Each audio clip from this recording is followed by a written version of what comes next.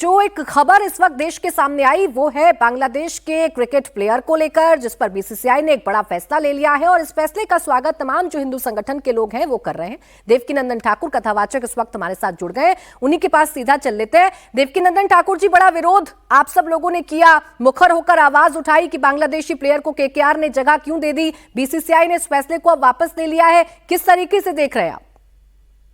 देखिए, बहुत बहुत साधुवाद उस पूरे मीडिया जगत का जिन्होंने हिंदू सनातनियों का दर्द समझा।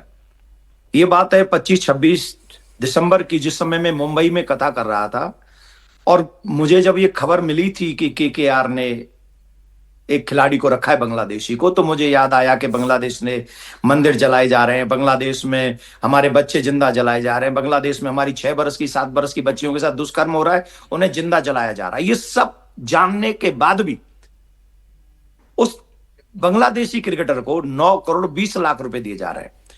तो ये मैंने पहली बार वहां से दर्द जब देश के सामने रखा, मुझे आशा नहीं थी कि पूरा देश इस पे इतना समर्थन देगा, लेकिन मुझे मेरा दर्द कहना था, मुझे बीसीसीआई से अपनी बात कहनी थी और पूरे देश ने जिस तरीके से इस बात को लिया और पूरे देश ने इस बात को मुहिम बनाया और आज बीसीसीआई ने उस क्रिकेटर को यहां से निकालने के लिए सब बात की है, तो इसके लिए बीसीसीआई का मैं बहुत बहुत साधुवाद देता हूं सनातन न्यास फाउंडेशन की तरफ से। लेकिन एक दर्द लेके जा रहा हूं आज भी कि मिस्टर केकेआर का एक भी बयान हिंदुओं के पक्ष में नहीं आया है, सनातनियों की भावना के लिए नहीं आया है। ये दर्द मुझे अभी भी है।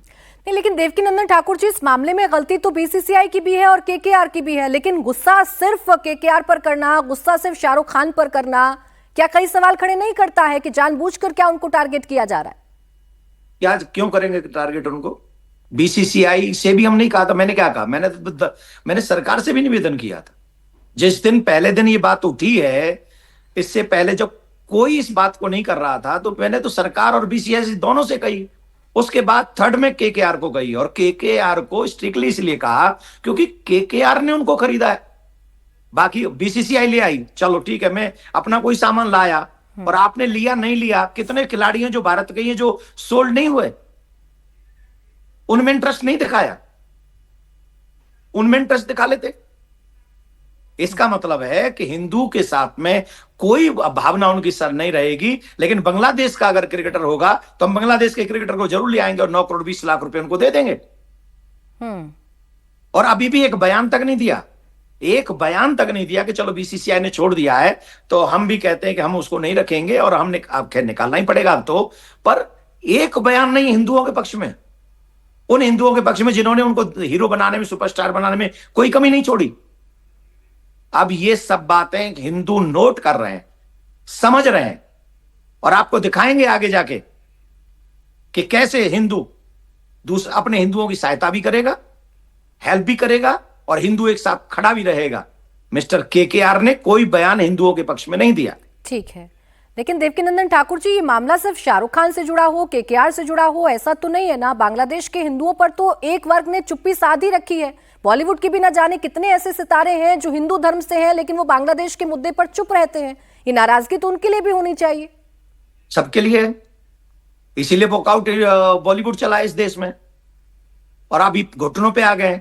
आप लोग देख लीजिए, बॉलीवुड जितना घटिया कचड़ा हम सनातनियों के विषय में डालता है, उससे ज्यादा तो साउथ की फिल्में चल रही हैं। उसके बड़े स्टार तो साउथ के स्टार हो गए।